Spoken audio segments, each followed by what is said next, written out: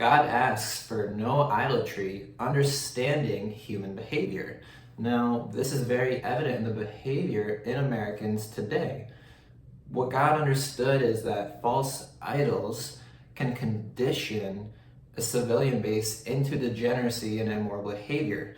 Now, when false idols are valued through social value, net worth, appearance, all superficial values, it is exactly what leads the civilian base to immoral behaviors, pursuing things that don't actually lead to happiness and fulfillment. One of the modern examples are the false idols of the Kardashians. And they've done a plethora of bad things, but namely, body image is one of the worst.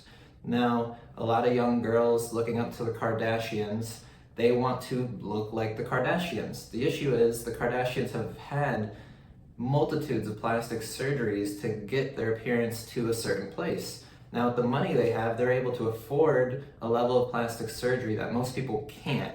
So when young modern women get plastic surgery, it really doesn't come out as well as the Kardashians. The other issue is, even with the degree of high plastic surgery, men are not naturally attracted to plastic.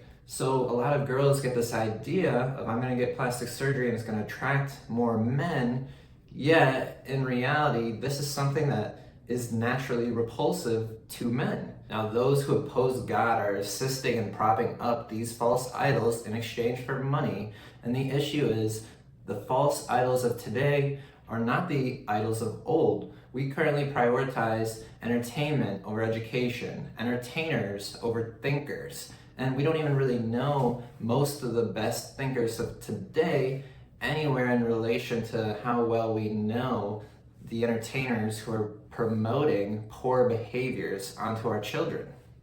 Now, this conditioning of degeneracy in our behaviors today is extremely evident.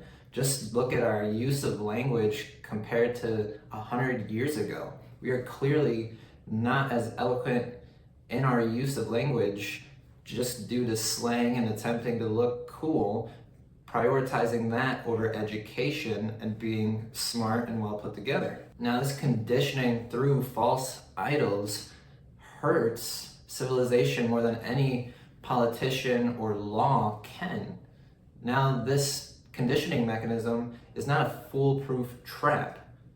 Happiness and fulfillment can be reached at any moment. The light of God can never be fully covered. However, the darkness and its power requires human contribution to feed into it. So we must recognize the truth in this and in God's word and reject the narratives of these false idols and choose fulfillment over thrill, peace over superiority. And there is where we will finally be able to restore the happiness of civilization.